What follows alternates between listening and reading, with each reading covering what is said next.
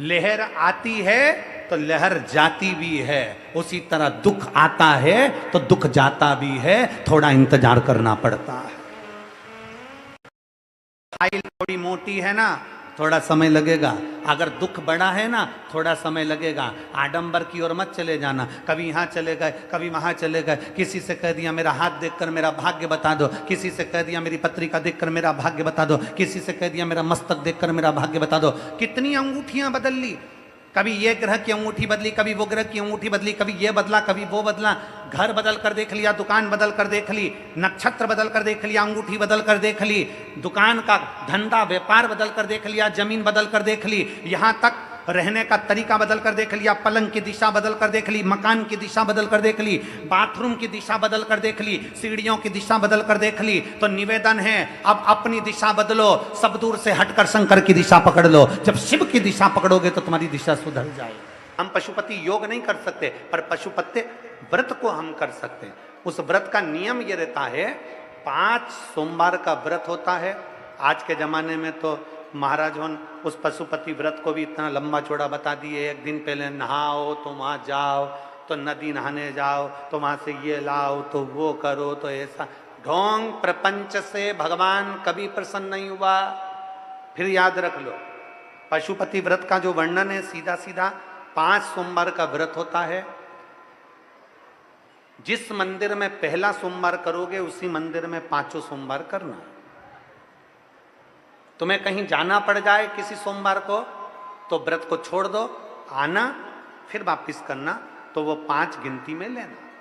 जो छोड़ दिया वो गिनती में नहीं आए, फिर अगला व्रत गिनती में आ जाएगा। रजस्वला धर्म आ गया, रजो धर्म आ गया, 7 दिन 5 दिन घर में नहीं काम करना है, व्रत मत करो, अगला व्रत कर लेना, पर गिनाएंगे 5 ही। जैसे पहला व्रत कर लिया, दूसरा व्रत कर लिया, तीसरे व्रत में कहीं जाना पड़ गया या रजस्वला धर्म आ गया या कहीं जाना पड़ा, तुम नहीं कर पाए, तो वो तीसरा व्रत छोड़ दो, फिर वापिस आओ, जब तीसरा व्रत करो, फिर तीसरा व्रत हुआ, फिर चौथा, फिर 5वां। प्रत्येक व्रत में पूजा की थाली लगाइए भगवान शंकर की, जल लीजिए, शिव जी के मंदिर जाओ, शंकर जी का पूजा अर्चना सुबह कर दो। पूजा ना अर्चना कर कर जो पूजा की थाली है वो वापिस घर पर लाकर उसको ढाक कर रख दो। शाम को घर में प्रसाद बनाना है, बाजार से खरीदा हुआ प्रसाद लेकर नहीं जाना। मीठे का कुछ भी प्रसाद, खीर बना लो, हलवा बना लो, सीरा बना लो, तुम्हारी मर्जी पड़ जाए, मीठा चावल बना लो, मीठा भात बना लो, खीरान बना लो, लड्डू बना लो, पेड़ा बना लो, खुरसन बना लो, जो तुम्हारी मर्जी पड़ जाए, मीठा बनाओ। उतना ही बनाओ जितना मंदिर लेकर जाना। प्रसाद ज्यादा बन जाएगा तो आप उसमें से आधा घर में छोड़ दोगे, घर में छोड़ दिया तो वो व्रत में स्वीकार नहीं होगा। जितना कढ़ाई में बना है, जितना भगोनी में बना है, वो पूरा की पूरा मंदिर जाना चाहिए, इसलिए उतना ही बनाओ जितना मंदिर लेकर जाना। प्रसाद को एक कटोरे में रख लो, पात्र में, थाली में 6 दिए रख लो, और पूजा की थाली वही जो सवेरे वाली है वही लेकर मंदिर जाओ। शाम के समय पर 6 ही दिए मंदिर में, जहाँ शंकर जी हैं उनके सामने जमीन पर 6 दिए रख लो। प्रसाद के 3 हिस्से, कोई कागज ले गए हो, दोना ले गए हो, प्लेट ले गए हो, उसमें 3 हिस्से कर दीजिए। भगवान के 6 दिए जो नीचे रखे हैं उसमें से 5 दियों को जला दीजिए, 5 दिया प्रज्वलित कर दो। 5 दिया प्रज्वलित करने के बाद भगवान की पूजन अर्चना कर लो। 6ठे नंबर का दिया जो जलाया नहीं है, प्रज्वलित नहीं करा है, उसको थाली में रख लो। प्रसाद के 3 हिस्से में से 2 हिस्से मंदिर में रखे रहने दो, 1 हिस्सा थाली में रख लो। भगवान से विनय करो, भगवान भोले बाबा आज से हमने पशुपति व्रत प्रारंभ करा है, मेरे शंकर मेरी मन की यह कामना है, आप इसे पूरा कर देना बाबा, 5 व्रत पूर्ण कराना बाबा। बाबा से विनय कर कर पूजा की थाली लेकर अपने घर को चल दो। घर के अंदर जब प्रवेश करो, घर के अंदर जब आओ, सीधे हाथ अपना राइट हैंड घर के बाहर अपने सीधे हाथ की ओर बैठ जाओ, अंदर मत जाना, घर के बाहर बैठ जाओ, घर की ओर मुख कर कर सीधे हाथ की ओर बैठकर वहीं पर जो 6ठे नंबर का दिया है वो प्रज्वलित कर दो, जला दो। दिया जलाकर वहां पर विनती करो, बाबा ये मेरा आपकी कृपा से घर, बाबा आप आकर इसमें प्रवेश करना, मेरे दुख काटना, मेरे मन की यह कामना है पूर्ण करना। अंदर जाओ घर के अंदर, जब भोजन करो उससे पहले जो प्रसाद का एक हिस्सा लेकर आए हो उसे खा लो। अपने प्रसाद के हिस्से में से कोई बच्चों को, कोई पति को, कोई बूढ़ों को, कोई किसी को भी उस प्रसाद के हिस्से में से मत दो। वो प्रसाद केवल तुम्हें खाना है, उसके बाद भोजन करना। जो भी आप भोजन करते हैं वो भोजन ग्रहण करें। इसी तरह से 5 व्रत पूर्ण करना है। 5वां सोमवार का व्रत होगा। शाम के समय जब जाओगे तो एक श्रीफल, कोई भेंट और 108 या तो चावल के दाने, मूंग या फिर फूल की पत्ती, कोई बेलपत्र, 108 कोई भी सामग्री शंकर जी को श्रीफल के साथ में धीरे धीरे कर कर चढ़ा देना है। अपनी कामना करना है। पूजन जैसे करते थे वैसे ही करना है। प्रसाद के वही 3 हिस्से, वही 6 दिए, सब वही की वही करना है। और छठा व्रत, 5वां व्रत पूर्ण हो जाए, बाबा को विनय करो, बाबा आज मेरा व्रत पूर्ण हो गया, मेरी झोली खुशियों से भर देना बाबा, आप कृपा कर देना, और अपने घर को आ जाओ। बड़े आनंद के साथ 5 व्रत पूर्ण करिए। आप पशुपत्य अस्त्र नहीं धारण कर सकते, आप पशुपत्य योग नहीं कर सकते, तो पशुपति व्रत कर सकते। किस किस ने करे, जरा हाथ उठाओ जरा। पशुपति व्रत जो जो करे सबने कर लिए। धर लो वापिस, धर लो वापिस। करना चाहिए। पशुपति व्रत का इतना प्रभाव है कि आप अगर दिल से कर रहे हो, हाँ हो सकता है कि फाइल मोटी है, दुख ज्यादा है, कष्ट ज्यादा है, 1 बार में नहीं हुआ, 2 बार में नहीं हुआ, 3 बार में नहीं हुआ, पर बाबा शिव महापुराण की कथा कहती है शंकर के लिए किया गया दान, शंकर के लिए किया गया भजन, शंकर पर चढ़ाया गया 1 लोटा जल, और शंकर का किया गया पशुपति व्रत, शंकर का किया गया 16 सोमवार व्रत, शंकर के लिए करा गया संकट सोमवार का व्रत, शंकर के लिए करा गया प्रदोष का व्रत, शंकर के लिए करा गया सोमवार का व्रत। शिव पुराण कहती है वो कभी खाली नहीं जाता, उसका फल व्यक्ति को मिलता जरूर है, उसका फल प्राप्त होता ही है।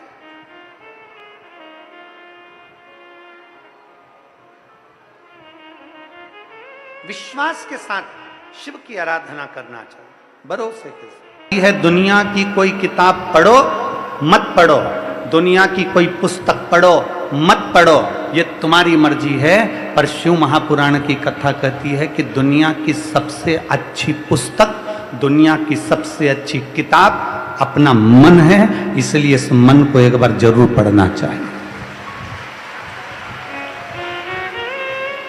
दुनिया की सबसे अच्छी पुस्तक, दुनिया की सबसे अच्छी किताब अपन स्वयं है।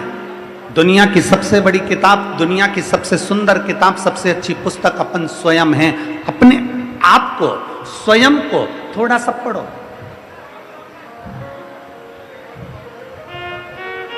अपने आप को थोड़ा सा पढ़ने का प्रयास करिए। अपने आप को थोड़ा सा जानने का प्रयास करो कि मैं क्या हूं। जो दुनिया के लोग कर सकते हैं क्या मैं नहीं कर सकता? जो दुनिया के लोग कर सकते हैं क्या मैं नहीं कर सकती? दुनिया के लोग अगर कलेक्टर बन सकते हैं, एसपी बन सकते हैं, बड़े बड़े कमिश्नर आईजी बन सकते हैं, दुनिया के लोग बड़े बड़े डॉक्टर बन सकते हैं, तो अपने मन की किताब को पढ़ो कि मुझ में क्या कमी है। मैं भी तो आईजी बन सकती हूँ, मैं भी तो कमिश्नर बन सकती हूँ, मैं भी तो कलेक्टर बन सकती हूँ, मैं भी तो एसपी बन सकती हूँ, मैं भी तो वर्ल्ड रिकॉर्ड धारण कर सकती हूँ, मुझ में कोई कमी नहीं है। दुनिया की किताब पढ़ो मत पढ़ो, पर अपने अंदर की किताब जरूर पढ़ना कि तुम में कोई कमी नहीं है, तुम आगे बढ़ोगे और सफल होगे। तुम में कोई कमी नहीं है।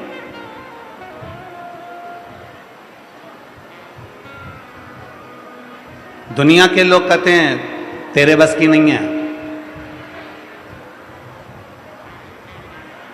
दुनिया के लोग कहते हैं ये तेरे बस की नहीं है। आप लोग हमारी बात पर हंसेंगे, विचार करेंगे कि गुरुजी ऐसी बात कहते हैं। कभी मौका मिले तो हमारे आशीष जी से हमारे बाल्यावस्था पूछिएगा। आशीष हो, आकाश हो, जो बच्चे हमारे साथ में पहले रहे हैं, वो हमको आके बताते हैं गुरुजी ये नहीं हो पा रहा, ये हो पाएगा नहीं। हमने बहुत मेहनत कर ली, हमने बहुत प्रयास कर लिया, गुरुजी ये नहीं हो पाएगा। फिर आखिरी में आप पूछना इन बच्चों से, तो हम खुद उठकर जाते थे और हम वो कर कर बताते थे कि दुनिया में ऐसा कोई काम नहीं है जो संसार का मनुष्य नहीं कर सकता।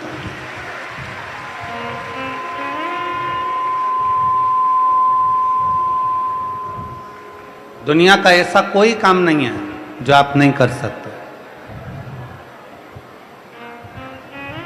जब दुनिया का कोई व्यक्ति कलेक्टर बन सकता है, एसपी बन सकता है, कमिश्नर बन सकता है, आईजी बन सकता है, कोई बड़ा ऑफिसर बन सकता है, तो आप क्यों नहीं बन सकते? आपके अंदर कौन सी कमी है?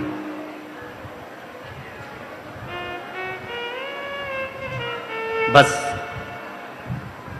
दुनिया की कोई किताब तुम पढ़ो ना पढ़ो, दुनिया की कोई पुस्तक तुम पढ़ो ना पढ़ो, शिव महापुराण की कथा कहती है अपने आप को, स्वयं को जरूर पढ़ो, अपने मन को जरूर पढ़ो कि मुझ में क्या कमी है।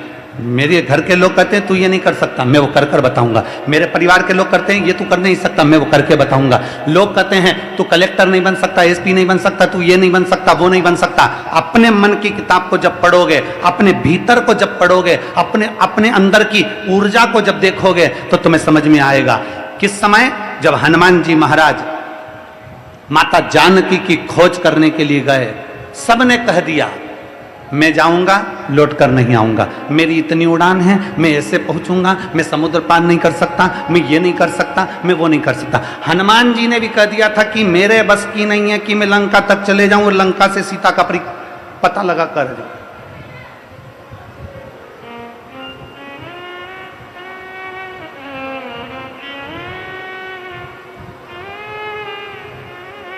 श्री हनुमान जी महाराज ने भी कह दिया था कि मेरे बस की बात नहीं है कि मैं चले जाऊं और जानकी जी का पता लगा कर आऊं। तब श्री जामवंत जी ने हनुमान जी को रोका और हनुमान जी से कहा, सुन रहे हनुमान, मैं तो बूढ़ा हूं, मैं चाहता तो अब भी एक छलांग लगाता और लंका पहुंच जाता। मैं बूढ़ा हूं हनुमान, पर तू जवान है। हनुमान ऐसा मत बोल कि तू नहीं जा सकता। अपने अंदर झांक, अपने अंदर पढ़, अपने भीतर अपने वीरता का स्मरण कर कि तुझ में कोई कमी नहीं है। तू लंका जाएगा भी, आग लगाकर वापस आएगा भी, ये निश्चितता है। जाओ हनुमान, जाओ तुम। और हनुमान जी ने अपने भीतर झांक कर देखा, फिर उनको याद आया कि मुझे जाना है और सीता का पता लगा कर आना। प्रत्येक व्यक्ति में वो ऊर्जा है, प्रत्येक व्यक्ति में वो बल है, प्रत्येक व्यक्ति में वो आनंद है। बस तुम्हें अपने भीतर झांकने की जरूरत है, तुम्हें अपने भीतर अपने मन की पुस्तक को पढ़ने की जरूरत है। तुम कम नहीं, तुम्हारे भीतर वो ऊर्जा, वो बल है। आप लोगों ने रामचरितमानस का एक चरित्र श्रवण करा होगा कि माता जानकी जी का स्वयंवर।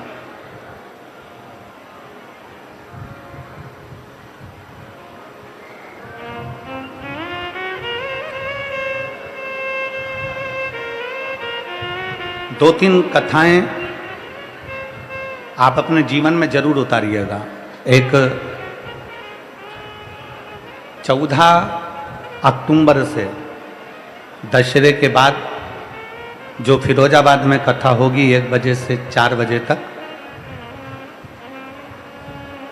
उसको भी जरूर अपनी टीवी के माध्यम से, जो फिरोजाबाद के आसपास के भक्त हैं वो फिरोजाबाद में, उत्तर प्रदेश की पवित्र भूमि फिरोजाबाद में आकर 1 बजे से 4 बजे तक सुनना। उस कथा का नाम है चंद्रेश्वर शिव महापुराण कथा। सोमेश्वर शिव महापुराण की कथा। उस पूरी कथा में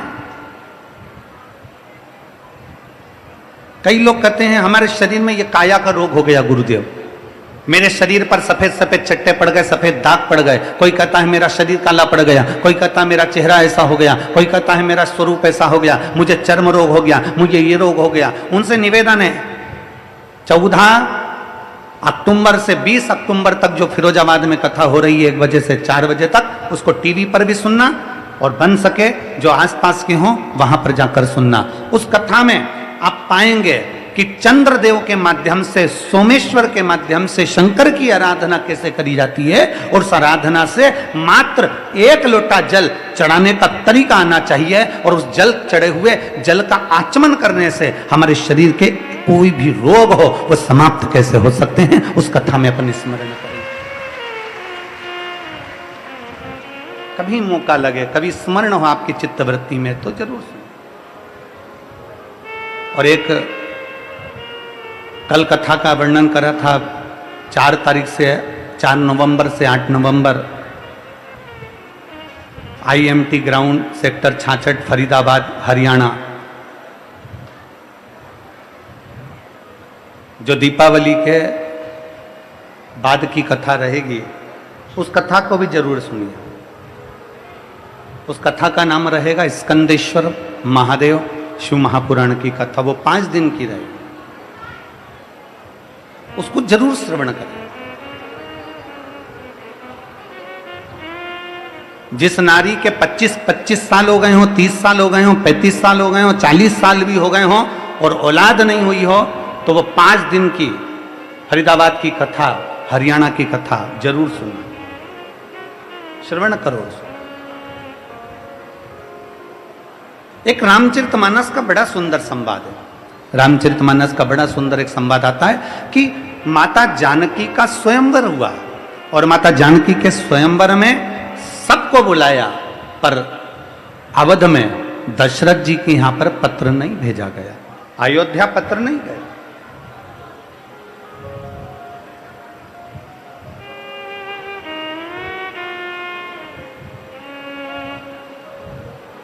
सबको आमंत्रित करा, पर अवध नरेश को श्री दशरथ जी महाराज के यहां पत्र नहीं गया, अयोध्या में पत्र नहीं गया।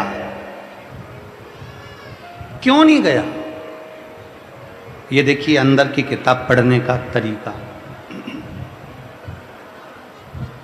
फिर निवेदन है, दुनिया की कोई किताब पढ़ो ना पढ़ो, दुनिया की कोई पुस्तक पढ़ो ना पढ़ो, पर अपने मन को और अपने भीतर को जरूर पढ़िएगा।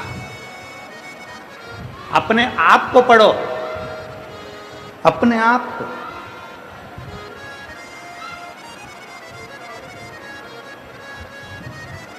जनकपुरी से पत्र गए, सभी जगह सीता जी का स्वयंवर है, मां जानकी का स्वयंवर है, माता जानकी का स्वयंवर है, पर पत्र अयोध्या नहीं गया, अवध नहीं गया, अवध नहीं गया। कारण केवल एक था।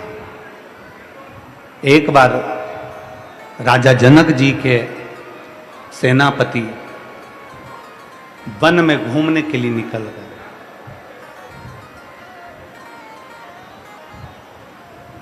और राजा जनक जी का सेनापति जब वन में घूमने के लिए निकले,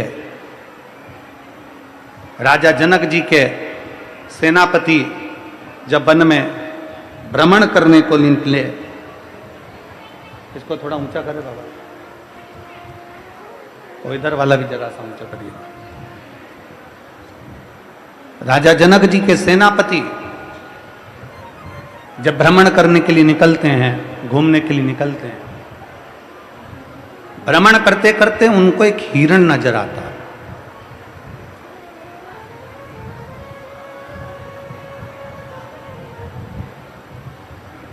भ्रमण करते करते उनको एक हिरण दिखा,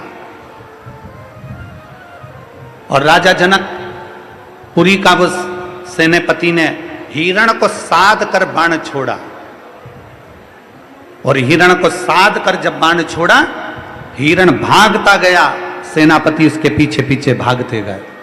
हिरण भागता गया, सेनापति उसके पीछे पीछे भागते गए, और भागते भागते वो हिरण अयोध्या में कब प्रवेश कर गया, अवध की सीमा में कब प्रवेश कर गया, ये उस सेनापति को नहीं मालूम पड़ा। और उसने साध कर बाण छोड़ा हिरण के लिए। जैसे ही बाण छोड़ा हिरण के लिए, वो हिरण को तो नहीं लगा, पर अयोध्या की एक गाय को लग गया।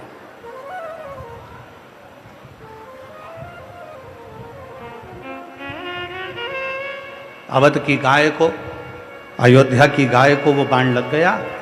अवध में, अवधपुरी की उस नगरी में बाण लगने से गाय मर गई, प्राण छूट गए।